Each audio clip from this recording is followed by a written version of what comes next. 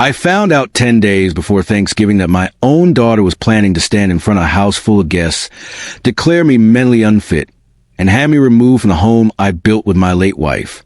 She thought I was weak, confused, already defeated. So I smiled, stayed silent, and changed everything. Because when betrayal comes from blood, you don't react. You calculate. And what I placed in her drawer would end her world in one scream.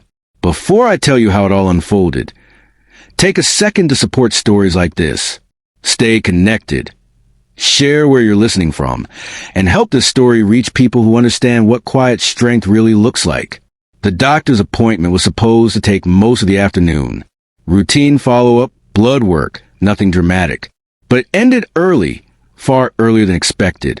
I walked out of clinic at 2:20, surprised, the sun still high and sharp, baking the pavement.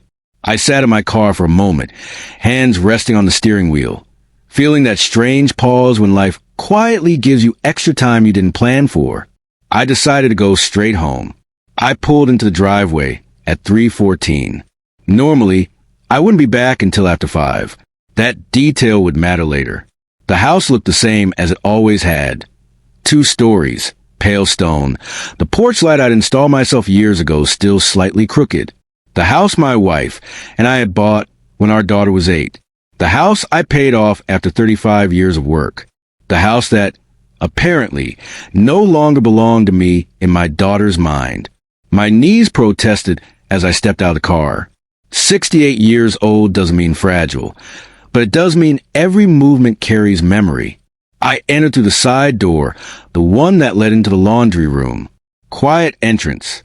Habit formed back when my wife used a nap in the afternoons. Shoes off, keys in my pocket. I moved slowly, deliberately. That's when I heard voices.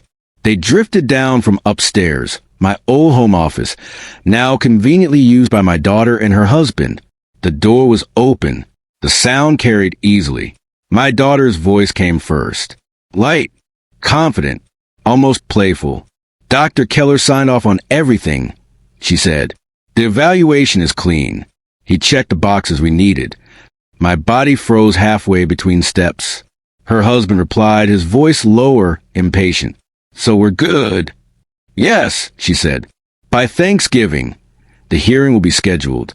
He won't even understand what's happening. There it was. The handrail beneath my fingers felt suddenly solid, grounding. I leaned into it, heart pounding not with fear, but clarity. And the house? He asked. She laughed. Actually laughed. Once the judge declares I'm incompetent, control transfers automatically. The lawyer said it straightforward. How much is it worth now? Her husband asked. 680, she replied. Enough to clear your debts and still have a cushion. Her tone was casual, like discussing a grocery budget. The old man doesn't suspect a thing, she continued. He still thinks I'm taking care of him. 2 more weeks and it's done. Something inside me didn't break. It sharpened. I didn't breathe, didn't move. Engineers don't panic when a structure shows cracks. They assess load, pressure, failure points. I stepped backward slowly, each movement measured, back into the laundry room, out into the garage. I closed the door gently, sat inside my car and stared straight ahead. I don't know how long I sat there. 10 minutes. 20. Long enough for my breathing to return to normal. Long enough for my hands to stop shaking. When I finally went back inside, I was ready. They were in the kitchen when I entered. My daughter turned, smiling like nothing had happened. Dad, you're home early, she said. How was the doctor? Routine, I replied evenly. Nothing unusual. She nodded, relieved. That's good. You worried me yesterday. I smiled back. Not forced. Not fake. Calm. Her husband studied me over his coffee mug. I met his gaze and didn't look away. That night, after the house fell silent, I waited. I listened to doors close, to footsteps fade, to the rhythm of a house I knew better than anyone inside it.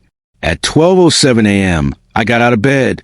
I dressed in dark clothes, habit left over from years of working night projects and inspections.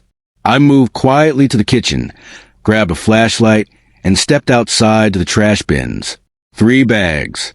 I went through them methodically. Food scraps, junk mail, then in the recycling bin, folded awkwardly between boxes, paper, legal paper. My hands tightened as I smoothed it out on the garage floor. Petition for emergency guardianship and conservatorship. My name printed at the top. I sat there on the concrete, reading every word. Lies wrapped in clinical language. Claims of memory loss. Confusion. Danger to myself. In my daughter's handwriting, red ink circled a line. Subject demonstrates significant cognitive decline. I didn't cry. I folded the document carefully and slid it into my jacket pocket. At that moment, I stopped being her father. I became her problem. I didn't sleep that night. I lay on my back staring at the ceiling fan, counting rotations, listening to the house breathe. Every familiar sound felt different now, no longer comforting, but informative. I was no longer living inside a home. I was inside a structure that had been quietly repurposed into a trap. By morning, shock had burned off. What remained was focus. At 6 sharp, I was up, showered, dressed, sitting at the small desk in my bedroom. The guardianship papers lay open before me, smooth flat, corners aligned. I read them again, slower this time. Names, dates, claims. The language was cold and precise, designed to sound medical, authoritative, unquestionable. It wasn't written by amateurs. Someone had guided them. My daughter hadn't done this alone. I pulled out a notebook, an old habit from my working years, and began writing lists, assets, accounts, documents, timelines. Every engineer knows you don't solve a problem emotionally. You dismantle it piece by piece. The house was the centerpiece. Everything revolved around it. My wife and I bought it decades ago, long before prices soared. The deed was in my name alone. That mattered. Guardianship petitions don't instantly remove rights. They create a window, a dangerous one. But until a judge signs, control remains with the owner. That window was my opportunity.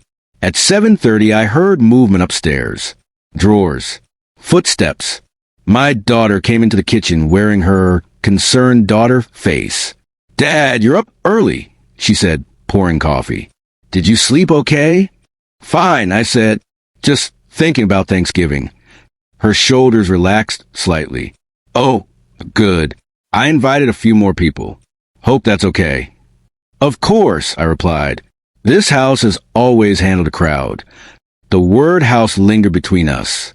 She smiled. I smiled back. At 8:15, they left for work. I watched their car disappear down the street before moving.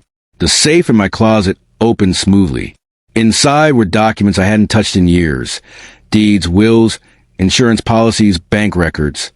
I laid them out, photographing everything, backing up to a cloud account my wife had insisted on setting up just in case. I was grateful now for her paranoia. The will was still intact. Everything went to charity, with a small trust for medical care and end-of-life needs. My daughter would receive nothing. Not because I didn't love her, but because she'd made her choices years ago. Choices that were now obvious. Next, I searched my laptop. And there it was. An email thread from months earlier. Request for property valuation. Sent from my daughter's account. 3 real estate agents. All unanswered because she'd never followed through. She'd been testing the water. Planning. I felt something tighten in my chest. Not pain, not anger. Confirmation. By noon, I was on the road. I drove past my usual bank and went to one across town. Opened a new account. Different branch. Different system. I made sure my daughter's name appeared nowhere. I moved only what I needed for now. Enough to operate freely. The bank manager asked if everything was okay. "Yes," I said. "I'm restructuring." He nodded, as if that explained everything. From there, I went to a law office I'd once worked with on zoning disputes decades earlier. I didn't use my full story. I need to. I need to understand my rights, I said. Quickly, the attorney, a sharp woman in her 40s, read the guardianship draft without interrupting. When she finished, she looked up slowly. "This is serious," she said, "and fraudulent." That's what I thought. You still control your assets, she continued. But once this is filed and granted, that changes. They're betting you won't act. I intend to act. She nodded once, then moved everything that can be moved, especially the house. That night, I returned home and played my role. I cooked dinner, asked about work, listened, nodded. My daughter watched me closely, looking for cracks, confusion, any sign that her narrative was already working. She found none. At 10:45, their bedroom door closed. At midnight, I went back outside. This time, I didn't search the trash. I hid the evidence. The original guardianship draft went back exactly where I'd found it, creased the same way, buried beneath identical junk. If she checked, she'd see nothing wrong. That illusion was critical. Over the next 3 days, I moved quietly. A realtor, cash buyer, quick close. No open house. No signs. No neighbors. The buyer didn't care who lived there or why the sale was sudden. He cared about speed and price. I gave him both. Paperwork moved faster than my daughter expected because she believed she had time. She was wrong. On the 4th day, she searched my study again. I knew because I placed a pen at an angle before leaving. It was moved when I returned. Everything okay? I asked casually. Yes, she said too quickly. Just organizing. I nodded. By the end of the week, escrow was scheduled. Thanksgiving was approaching, and my daughter was already rehearsing her speech. The one where I would be declared unfit, escorted away and quietly erased. She didn't know the house no longer belonged to either of us. Not yet. The strangest part wasn't how quickly things began to move. It was how calmly my daughter watched me while believing she was winning. There's a particular look people get when they think the end is already decided. It's a softness, a relaxation of vigilance. That's what I saw in her over the next few days. She became warmer, kinder. She reminded me to take my medication, asked twice if I was feeling foggy, offered to drive me places I'd never asked to go. Each gesture was a test. Each test confirmed what I already knew. She needed me to appear unaware right up until the moment she took control. So I gave her exactly that. I asked questions I already knew the answers to. I repeated myself occasionally. I let my sentences trail off mid-thought, then laughed it away. Nothing dramatic. Nothing suspicious. Just enough uncertainty to reinforce the picture she'd already painted for herself. Meanwhile, everything important was happening outside the house. The buyer's attorney contacted me on Monday morning. The offer was clean. Cash. Quick close. Minimal inspection. He wanted possession before the end of the month. Perfect. I signed digitally from a coffee shop 2 towns over, using a secure connection I'd set up to the attorney's office. The house, the symbol of everything my daughter was trying to steal, was already slipping out of reach while she was upstairs arranging seating charts for Thanksgiving. The irony wasn't lost on me. That afternoon, I met with a second lawyer. Not for the house. For myself. I needed documentation. Proof. Something to preempt the lies she intended to tell in court. The evaluation took 4 hours. Memory tests. Logical reasoning. Pattern recognition. Financial comprehension. I answered every question carefully. Not defensively, not arrogantly, just clearly. At the end, the doctor leaned back in his chair and smiled. "You're sharper than most of my patients 20 years younger than you," he said. I asked him to put that in writing. He did. 2 days later, the report arrived in my inbox, signed and notarized. That document alone could dismantle her entire narrative. But I wasn't done yet. At home, my daughter had begun moving personal items into what used to be my wife's old sewing room. Boxes appeared. Drawers were claimed. She didn't ask permission. She didn't need to. In her mind, the house was already hers. On Wednesday evening, she invited me to sit with her in the living room. "Dad," she said gently, folded her hands in her lap, "I want to talk about Thanksgiving." I nodded. "What about it?" "I think it might be a lot for you," she continued. "So many people. Noise. Stress. I just worry." I waited. "Ethan and I talked," she said, "and we think it might be better if you let us handle hosting this year. You can relax. Maybe stay upstairs if it gets overwhelming. The suggestion was small, polite, strategic. She was beginning to shrink my space. That sounds fine, I said. Relief flashed across her face before she could stop it. That night, I received confirmation from escrow. Closing schedule for Friday. Funds would transfer Monday morning. Thanksgiving was Tuesday. The timing was flawless. On Friday morning, I left the house early. I'm meeting an old friend. I told her. She smiled. Don't drive too far. I smiled back. I won't. The closing took less than an hour. I sat across from strangers, signing away the house I'd lived in for decades. I felt no sadness, just resolution. The house was no longer a place of safety. It had become a battleground. Letting it go wasn't loss, it was strategy. When the wire confirmation hit my phone 2 hours later, I didn't celebrate. I documented. Screenshots, timestamps, receipts, copies forwarded to my attorney. Then I did something else. I went shopping, not for myself, for the illusion. I bought groceries, decorations, extra chairs. I came home with bags in my hands, just like a man preparing for a holiday he intended to attend. My daughter met me at the door. Wow, she said, you're really getting into it. Your mother loved Thanksgiving. I replied softly. Her expression flickered. She didn't mention the boxes upstairs. Over the weekend, I prepared something else. Not documents. Not legal maneuvers. An envelope. Inside it, I placed 3 things. A copy of the sale confirmation. The medical evaluation. A single handwritten note. I wrote it slowly, deliberately, so my hand wouldn't betray anger. Everything you planned depended on me being confused. I wasn't. The house is gone. So is your leverage. I didn't sign it. I placed the envelope in the drawer of my desk, the one she'd searched twice already. I didn't lock it. On Sunday night, I packed a small suitcase. Nothing dramatic. Clothes, toiletries, documents, the essentials of a man who knew where he was going. I booked a hotel across town for 3 nights. On Monday morning, before dawn, I left the house quietly. I didn't leave a note.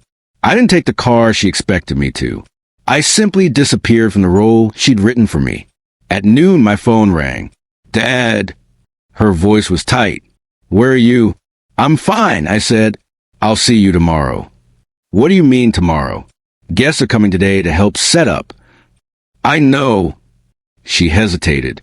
You didn't go somewhere alone, did you? I smiled into the phone. I'm exactly where I need to be. That night, I slept better than I had in weeks. Tuesday morning, Thanksgiving, I woke to 6 missed calls. At 10:47 a.m., I answered. Dad, she said breathless. Where are you? Everyone's here. The turkey. Did you check the drawer? I asked. What drawer? The one in my desk. Silence. I heard footsteps, papers rustling.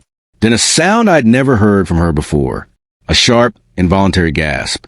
What is this? She whispered. Read it, I said. Seconds passed. Her breathing changed. No, she said. Louder now. No, this can't be right. I leaned back in my chair, listening. Ethan, she screamed. Get in here. Now. Voices overlapped. Panic. Confusion. I hung up. When she called back, I didn't answer. Because at that moment, the story stopped being about her plan and became about what came next.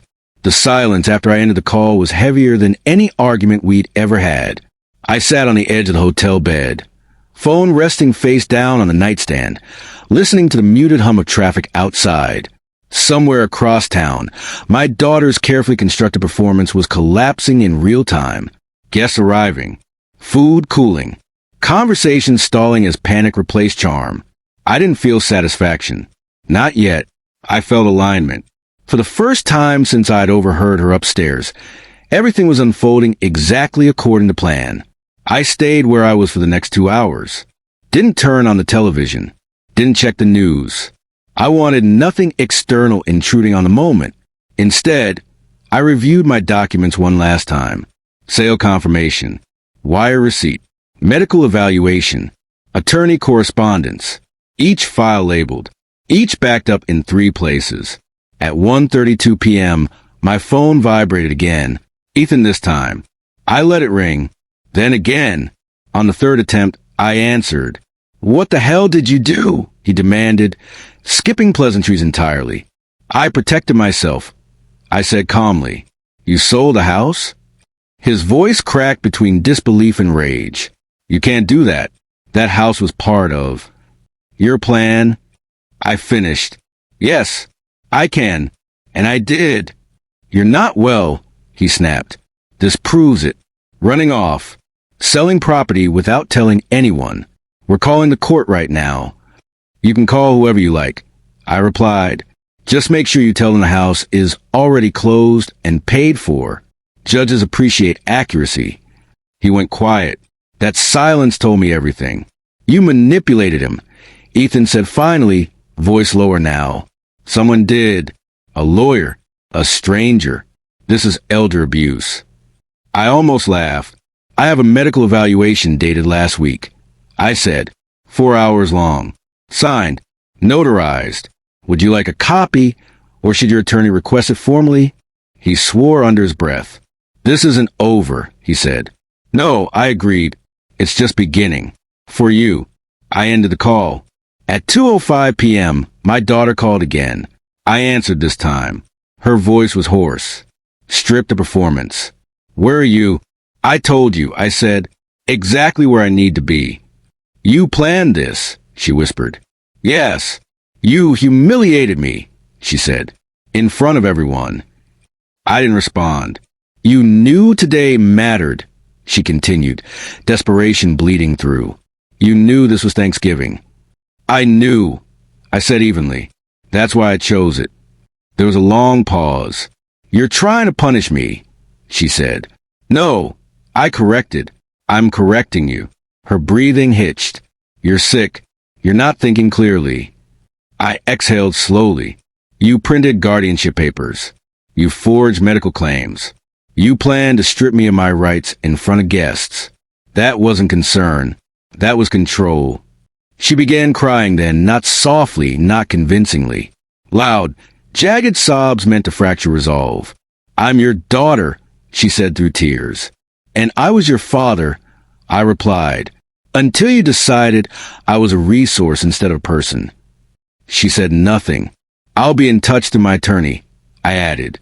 "Do not come looking for me." I hung up before she could respond. That evening, I checked out of the hotel and drove farther than I originally intended. North, where the air cooled and the landscape opened up. I didn't have a destination yet. I just needed distance. I stopped at a quiet roadside diner, ordered soup, and ate slowly. No one recognized me. No one cared who I was or where I'd come from. That anonymity felt like oxygen. Later, in a small rented room overlooking a stretch of dark highway, I slept deeply for the first time in weeks. The next morning, my attorney called. "They filed an emergency petition," she said, "claiming you acted under undue influence and diminished capacity. They want the sale frozen." "Can they?" I asked. She smiled through the phone. I could hear it. "No, the sale is final, but they can try to make noise." "Let them," I said. "They're escalating," she warned. "This may get ugly." I'm prepared. And it did get ugly. Within days, false reports were filed. Calls to banks. Attempts to access accounts. A request for a wellness check sent to local authorities at my former address. Each attempt failed. Each failure documented. The narrative they were trying to spin. Confused father, greedy outsiders, collapsed under the weight of evidence. Records don't lie. Timelines don't bend. My daughter's employer placed her on leave pending investigation. Her husband's creditors started calling after a missed payment exposed how thin their margins really were. The house, their prize, was gone. And without it, their structure began to fail. Weeks passed. Court hearings came and went. Each time, I appeared composed, prepared, unflinching. Each time, they appeared thinner, tenser, less certain. The judge eventually dismissed the petition entirely. "No evidence of incapacity," she ruled. No grounds for guardianship. That should have ended it. It didn't. They filed again and again, each time with diminishing credibility, each time costing them more, until finally their attorney withdrew. The message was clear. No one was willing to stand beside them anymore. I move again, this time by choice. A small place, quiet, surrounded by people who didn't know my history and didn't need to. One afternoon, months later, I received a letter forwarded from my attorney's office. My daughter's handwriting. She apologized, blamed stress, fear, influence. She asked for help. I read it once. Then I folded it and placed it in the drawer where the envelope had once waited for her. Some cycles end exactly where they began. That night, sitting alone on a porch that overlooked nothing dramatic, just open space and quiet, I realized something unexpected. I wasn't angry anymore. Anger requires engagement. What I felt now was distance. And distance, when earned, is peace. Time didn't soften what followed. It clarified it. Once the court dismissed the guardianship petition, the illusion my daughter and her husband had relied on began to collapse from the inside. They had expected outrage to work where paperwork failed, tears where signatures didn't, pressure where truth stood firm. But the system doesn't respond to volume. It responds to evidence, and I had more of it than they imagined. The first sign of real damage came quietly. No shouting, no confrontation, just a notice. My attorney forwarded it to me one morning with a single line in her email. They didn't expect this.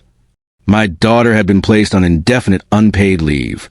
The company cited conduct inconsistent with ethical standards.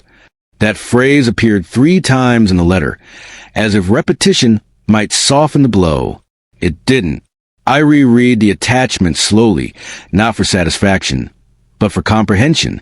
Every sentence traced back to the same source. The court filings, the false medical claims, the public record that now followed her name. She had worked there for years, built a reputation, leveraged credibility. And in a matter of weeks, all was questioned because she had tried to erase mine. Her husband's situation unraveled faster. Creditors don't care about family drama. They care about balances and mispayments. Without the house as collateral, without the imagined equity cushion they had planned to absorb their mistakes, reality arrived unannounced. Late notices became phone calls. Phone calls became threats. Threats became action. One afternoon, my attorney called again. "They're asking for mediation," she said. I almost declined without hearing more, but I forced myself to listen. Patience had served me well so far. "They want to settle," she continued. "Withdraw everything. No more filings. No more accusations. In exchange, they want financial help. Temporary. A bridge. A bridge to where?" I asked. She hesitated. "That part is unclear." It was clear to me. They weren't asking for peace. They were asking for survival. I declined. Not angrily. Not dramatically. Just declined. I told my attorney to respond with one sentence. All communication must remain through legal counsel. No financial support will be provided. That was it. No explanation. No moralizing. Silence backed by boundaries. The reaction was immediate. I received messages from unfamiliar numbers. Emails from addresses I didn't recognize. Even a handwritten note slipped into my former mailbox and forwarded by the new homeowner. Each one carried the same tone. Disbelief turning into desperation. They accused me of cruelty, of coldness, of abandonment. The irony never once crossed their words. What they couldn't understand was simple. I hadn't abandoned them. I had exited the role they were abusing. There's a difference. The next escalation came from a direction I hadn't anticipated. Law enforcement. A detective contacted my attorney, requesting clarification on a report that had been filed, an allegation of financial exploitation. The claim was that I had been manipulated into selling my home under duress. My attorney laughed when she told me, not because it was funny, but because it was transparent.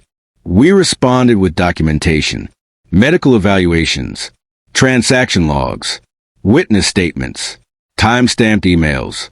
Audio recordings of conversations where my daughter discussed the guardianship plan before I confronted her.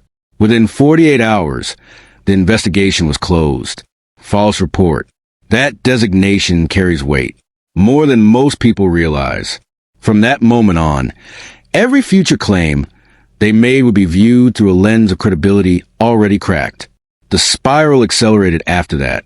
My daughter filed for unemployment. Denied. Her husband's business lost its last remaining client after a background check revealed ongoing legal disputes. Their apartment complex issued a notice, then another, then an eviction warning. I learned these things indirectly, through legal updates, through record my attorney monitored, through mutual acquaintances who stopped reaching out altogether once they realized there was no version of the story that made my daughter the hero. And through all of it, I remained still. Stillness is unsettling to people who rely on chaos. I didn't post. I didn't explain. I didn't defend myself publicly. I let the structure they had built collapse under its own weight. Months passed. Autumn deepened into winter. I moved once more, this time permanently. A modest home in a place that felt neutral. No ghosts. No inherited expectations. Just space and quiet and routines built entirely by choice. I furnished it slowly. Purposefully. No guest room. I didn't need one. One evening, while unpacking the last box, my phone buzzed with a notification from my bank. Incoming transfer. A small amount, barely noticeable compared to what I had protected. The memo line read, "Final payment. I sold my car. Please forgive me." I stared at the screen longer than necessary. This was an apology. It was a transaction disguised as remorse. I transferred the money out immediately to an organization that supports victims of elder abuse. I didn't tell her. Some acts don't require acknowledgement. Later that week, my attorney called. "They filed for bankruptcy," she said. Both of them. Jointly. I felt nothing. No triumph. No sadness. Just confirmation. "They'll lose almost everything," she continued. "Credit. Mobility. Options." "I know," I said.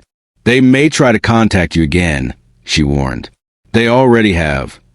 And they did. Different numbers. Different tones. Begging. Bargaining. Blaming. One message stood out. "I have nothing left. You're all I have." I read it once. Then I blocked the number. Family is not defined by proximity or obligation. It's defined by protection. And they had chosen the opposite. The final legal chapter closed quietly. No dramatic ruling. No courtroom scene. Just paperwork confirming that all claims against me were dismissed with prejudice. No refiling. No appeals. Finished. I took the afternoon off that day. Sat on my porch. Watched the light change. For the first time since everything began, I allowed myself to think about the future not as a defensive plan, but as an open space. I enrolled in a woodworking class. Started walking every morning. Learned which cafe down the road. Knew my order without asking. Normal things. Things that feel luxurious after survival. Sometimes people ask if I regret how far it went. If I wish I'd softened. Reached out. Compromised. They don't understand that compromise requires shared reality. There was none. What they tried to do wasn't a mistake. It was a design. And designs, once exposed, can't be negotiated with. They can only be dismantled. I didn't destroy my daughter's life. She did. I simply refused to let her destroy mine. And that, more than anything else, is what she could never forgive. The house I live in now is quiet at night. No whispers through walls. No footsteps checking doors. No papers shuffle behind my back. Just silence. The kind you don't fear. The kind you earn. There is a moment, after the noise fades, when you expect something else to rush in. Anger. Guilt. Loneliness. I waited for it. It never came. What came instead was something steadier. A kind of emotional gravity that pulled everything unnecessary out of orbit. I woke up one morning and realized I hadn't thought about my daughter for an entire day. Not once. Not with bitterness. Not with sadness. Just absence. That's when I knew it was truly over. The bankruptcy finalized quietly. No courtroom drama, no announcements. Just a stamped document confirming what had already been obvious for months. They had exhausted every option, every institution, every narrative. There was nothing left to leverage. The judgment I'd been awarded sat at the top of their debt stack, like a monument to their choices. I didn't expect to see much of it. That wasn't the point. The point was permanence. Records don't forget. The calls stopped after that. Not immediately. At first, they slowed. Then they became sporadic. Then they disappeared entirely, as if someone had finally accepted that the door was not only closed, but removed from frame. I didn't celebrate. Celebration implies victory over someone else. What I felt was relief. I began living smaller. Intentionally. I sold things I no longer needed. Donated others. Simplified routines. Mornings became predictable in a way that felt grounding rather than dull. Coffee at the same time. Walks along the same path. Familiar faces who didn't ask questions because they didn't need answers. The mind heals when it's not constantly bracing. One afternoon, while organizing old files, I found a photo I hadn't seen in years. My daughter as a child, sitting on the floor of my old study, surrounded by blueprints, pretending to help. I stared at it longer than I expected. That was the only time I felt something close to grief. Not for who she became, but for who she chose not to remain. I didn't keep the photo. I didn't destroy it either. I placed it back in the folder and sealed it away. Some memories are better archived than revisited. A few weeks later, my attorney called one last time. "This is likely our final conversation," she said. "All matters are resolved. There's nothing pending, nothing outstanding." "Thank you," I replied, and meant it. Before hanging up, she hesitated. "For what it's worth," she added, "you handle this with more restraint than most people could." Restraint. That word followed me the rest of the day. People mistake restraint for weakness. They assume silence is surrender. They believe kindness must be endless to be genuine. They're wrong. Restraint is control. And control, when reclaimed, is freedom. I moved my will to a fireproof safe that only I could access. Updated beneficiaries. Set clear instructions. Not out of spite, but out of clarity. Nothing ambiguous. Nothing open to interpretation. I also made arrangements for the house. What would happen to it eventually? Not for family. For purpose. That felt right. One evening, while locking up for the night, I realized something else had changed. I no longer checked the locks twice. I no longer listened for footsteps. I no longer wondered who was watching, waiting, calculating. The house was simply a house again. Safe. Mine. The final contact came months later, from an unknown number I almost didn't answer. I did. Her voice was thinner. Quieter. Not desperate anymore. Just tired. "I won't call again," she said. "I just needed you to hear this." I said nothing. "I was wrong," she continued. "About everything." Silence again. "I thought I was protecting myself," she said. "I didn't realize I was destroying you." That wasn't entirely true. She had realized. She just hadn't cared. "I hope you're happy," she finished. I thought about answering, about explaining, about telling her that happiness wasn't the word. But explanations are invitations. And I was done inviting her into my life. So I said only one thing. "I am at peace." Then I ended the call. That was the last time I heard her voice. Months turned into seasons. I learned which storms passed quickly and which ones lingered. Learned the difference between solitude and isolation. Learned that trust, once broken at that scale, doesn't regenerate, it recalibrates. I became careful, not closed. Observant, not suspicious. The people who entered my life after all this never knew the full story. They didn't need to. They met me as I was now. Not as I had been when I was trying to hold something together that was actively tearing me apart. That version of me no longer existed. Sometimes, late at night, I thought about the moment in the driveway. The first time I overheard her upstairs. The point where everything split into before and after. I didn't wish it had never happened. Because if it hadn't, I might still be living under someone else's quiet control, mistaking familiarity for safety. Betrayal hurts. But clarity heals. And clarity gave me back something far more valuable than a house or money or reputation. It gave me agency. I sleep well now, deeply, without fear of what someone might be planning, while I'm unaware. That alone was worth everything. There's a strange quiet that follows a storm no one else sees. Outsiders imagine chaos ends with shouting, slammed doors, or some dramatic final scene. But real endings arrive differently. They arrive in the form of routines that no longer include certain people. In mornings that don't begin with tension. In evenings where silence doesn't feel like absence but relief. That was a phase I entered after everything legally concluded. No more hearings. No more filings. No more threats disguised as concern. Just days stacked on top of each other, ordinary and uneventful, and therefore precious. Yet, peace doesn't mean forgetfulness. I remembered everything. I just remembered it without pain. Weeks after the last call, I found myself sorting through old boxes I carried with me through every move. Not because I needed anything from them, but because I finally could. Trauma makes people postpone things. Healing gives permission to open what was once too heavy. There were tools from my working years. Manuals I'd memorized. Notes scribbled in margins. And photographs. Hundreds of them. My wife's smile froze me in place longer than I expected. Not grief exactly, more like recognition. She had always been the cautious one, the one who questioned motives, who warned me gently that love without boundaries could become leverage. I heard her voice clearly in my head that afternoon, not accusing, just disappointed that she hadn't been wrong. If she had still been alive, this never would have gone as far as it did. My daughter knew that too. She waited until the house was quiet, until the only obstacle left was me. That realization settled something important inside me. This wasn't a misunderstanding. It was timing. I put the photographs away carefully, keeping only one on my desk, not of my daughter, of my wife, a reminder of who had stood beside me when the foundation of my life was first poured.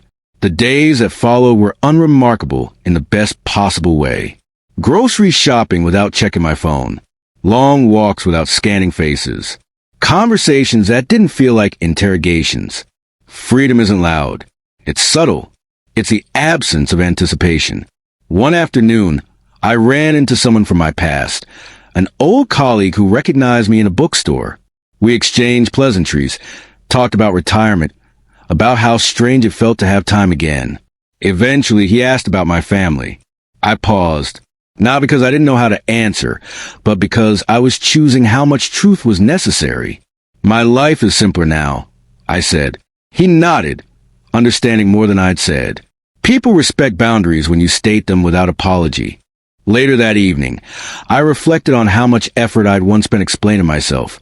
To my daughter, to her husband, to people who never intended to understand.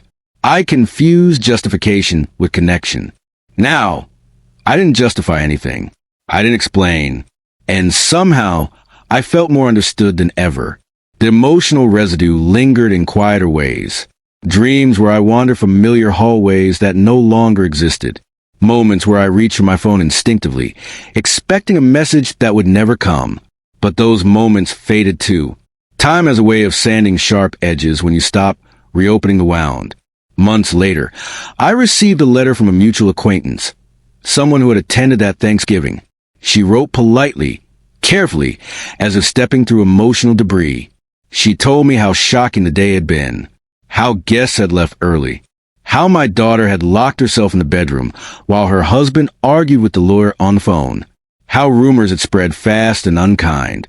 I read the letter without reaction. I didn't need confirmation of what I already knew, but one line stayed with me. She kept saying she didn't think you'd really go through with it. That was the heart of everything.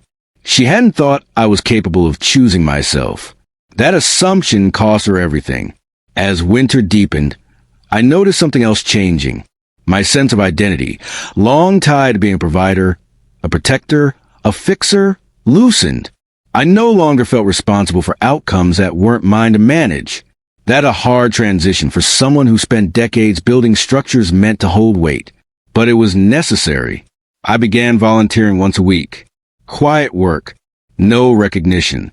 Just being useful without being exploited. I found that deeply satisfying. I also changed how I spoke to myself. Less judgment. More honesty. I stopped asking why I hadn't seen it sooner. That question leads nowhere productive. Awareness arrives when it does. Guilt thrives on hindsight. Wisdom lives forward. Every so often, curiosity crept in. Where were they now?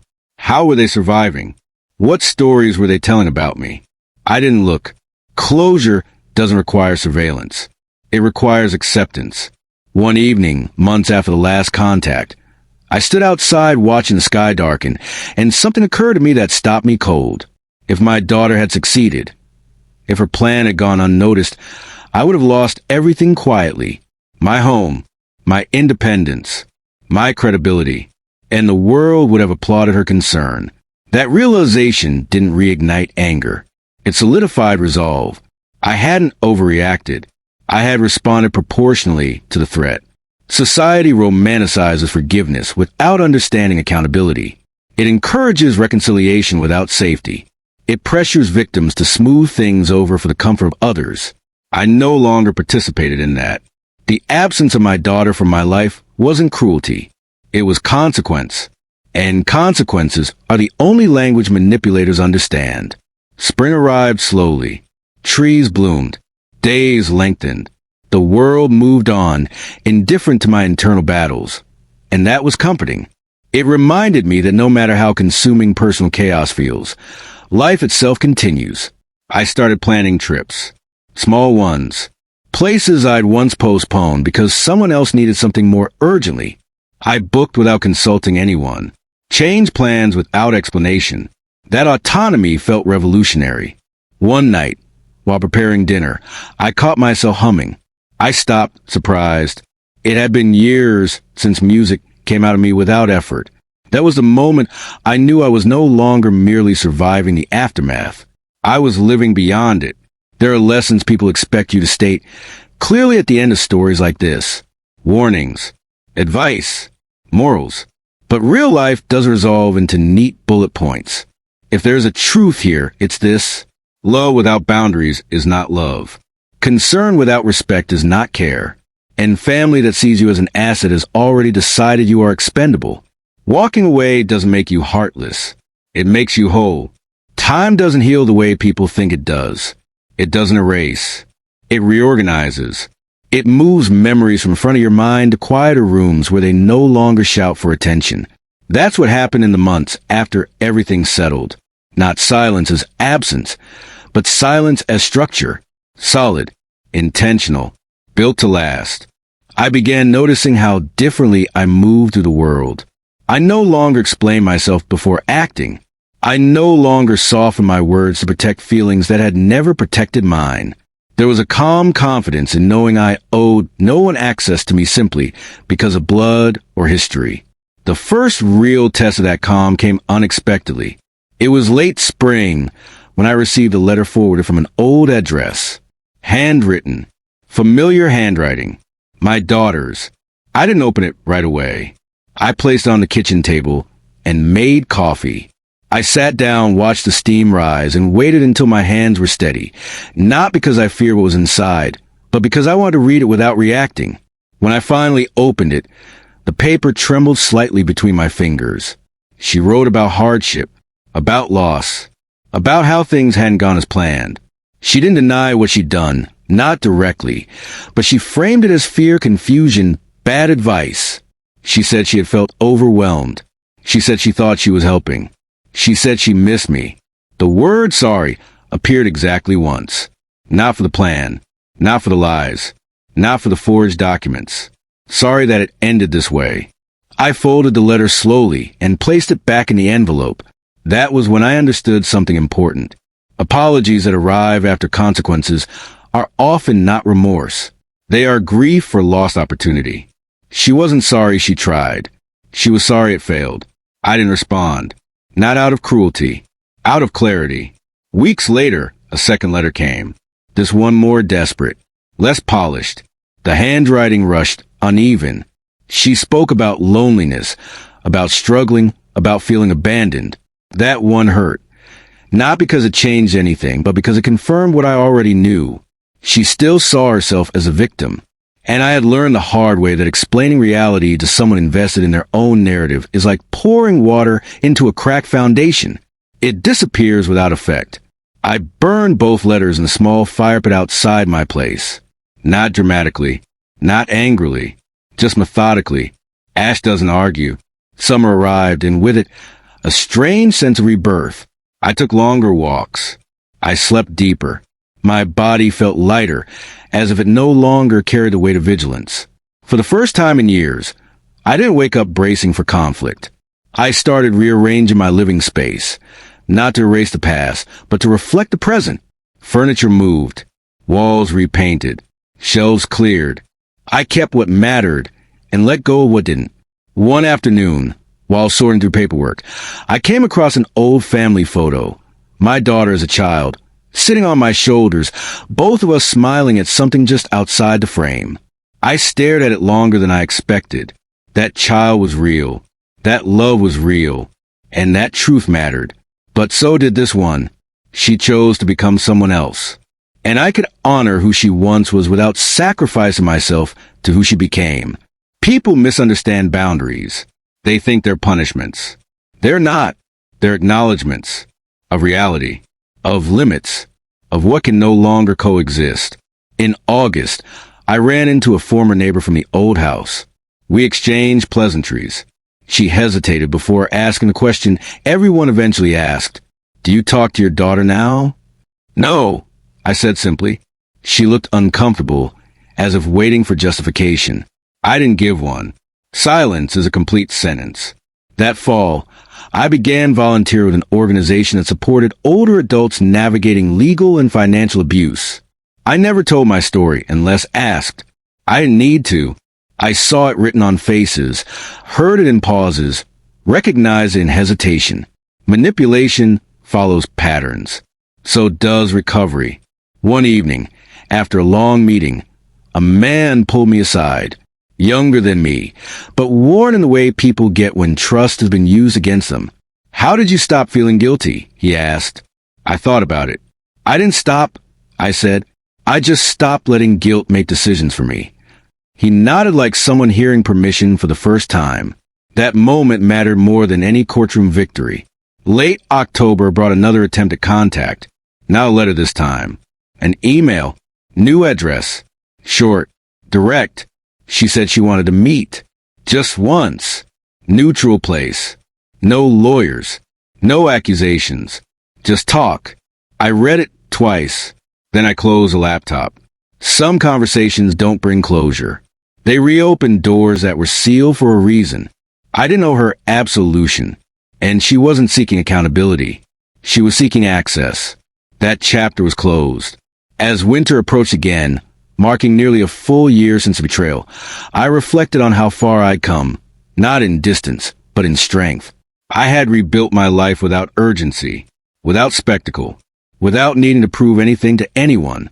The anger had burned out naturally, like fuel exhausted by its own intensity. What remained was clarity, steadiness, and an unshakable sense of self-respect. I wasn't lonely. I was alone, and there is a difference. I spent the holidays quietly. No large gatherings. No forced cheer. Just peace, reflection, and intention. I cooked a small meal. I toasted to the past without inviting it back. On New Year's Eve, I stood outside just before midnight, listening to distant fireworks, and thought about the version of myself who had overheard that conversation months earlier, the man who stood frozen at the bottom of the stairs while his future was discussed like a transaction. That man survived. More than that, he adapted, and adaptation is the truest form of intelligence. I went to bed that night without regrets, only resolve. The last stage of separation doesn't arrive with noise. It arrives when nothing is left to untangle. By the time winter returned again, I realized I no longer measured time by what had happened to me, but by what no longer did.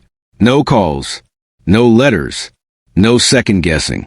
No sudden spikes of anxiety when my phone buzzed. My life had settled into a rhythm that didn't require defense. That's how you know something is truly over. Not when you win. Not when you're proven right. But when you stop rehearsing conversations, that will never happen. I woke one morning and understood, without drama, that my daughter was no longer part of my future. Not in anger, not in grief, simply as fact, like a road that no longer connects two cities. You can remember it, even miss it, but you don't keep driving toward a place that no longer exists. I spent that day walking. No destination. Just moving to the neighborhood, noticing things I'd ignored before. How people carried their mornings. How dogs pulled owners along sidewalks. How ordinary life continues no matter how catastrophic something once felt. It struck me then how much of my life had been built around endurance. Enduring work. Enduring responsibility. Enduring sacrifice.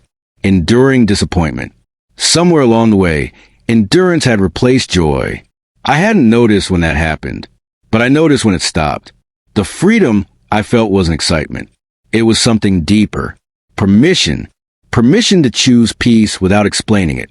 Permission to let consequences stand without softening them. Permission to stop negotiating with people who only listened when it benefited them. I went home that afternoon and opened the last remaining box I hadn't touched. It held old letters, cards, childhood drawings, small artifacts of a relationship that once existed in good faith. I didn't rush. I read everything. I allowed myself to feel whatever came up without judgment. Sadness, nostalgia, disappointment, tenderness. None of it threatened me anymore. None of it asked me to go back. When I was finished, I kept a few items, not as anchors, but as acknowledgments. Proof that the past had been real, even if the future could not include it. The rest I let go, not in anger, not ceremonially, just decisively. That night, I slept deeply. The kind of sleep that comes when your nervous system finally understands that the danger is gone. In the weeks that followed, I noticed how differently people treated me. Not because I had changed how I looked, but because I had changed how I occupied space. I spoke less, but with more certainty. I listened without urgency. I no longer chased understanding. Confidence isn't loud. It doesn't announce itself. It settles. I received no more attempts at contact. Whether my daughter finally accepted reality or simply exhausted her options didn't matter. Silence had done what explanations never could. I stopped imagining hypothetical futures where things turned out differently. That mental habit had quietly drained more energy than I realized. Once it was gone, there was room for something else. Presence. I began planning the years ahead. Not broadly, not dramatically, just practically. Health, comfort, simplicity. I structure my life the way I once structured projects. Clear boundaries, realistic expectations, no hidden dependencies. I design my days around sustainability, not obligation. And in doing so, I realized something that surprised me. I wasn't bitter. I wasn't hardened. I was lighter. The betrayal hadn't turned me cold. It had refined me. There's a myth that surviving something like this makes you distrust everyone. It doesn't. It teaches you discernment. It teaches you to tell the difference between closeness and control, between care and access. I trusted myself now. That was the real victory. One evening, as the sun dipped low and the house grew quiet, I sat alone with a cup of tea and reflected on the moment everything began. The overheard conversation, the casual cruelty, the certainty with which my life had been discussed as something transferable. If I could speak to the man I was in that moment, standing frozen on the stairs, I wouldn't tell him to be strong. I'd tell him this. You don't have to be anything right now. You just have to pay attention. He did, and that changed everything. I never confronted my daughter again. I never demanded explanations or apologies. I didn't need closure from her because I had already closed the door myself. Some endings don't come with reconciliation. They come with alignment. And that alignment, that quiet certainty that your life is finally your own, is worth more than any inheritance, apology, or restored illusion. I turned off the lights that night, locked the door, and stood for a moment in the stillness of a home that was truly mine. No manipulation, no hidden agendas, no waiting for the next betrayal. Just silence. And for the first time in a very long time, silence felt like safety. If my story resonated with you, take a moment to support the channel. Subscribe, share your thoughts in the comments, and tell me where you're watching from. Your engagement helps these stories reach others who may need them more than they realize.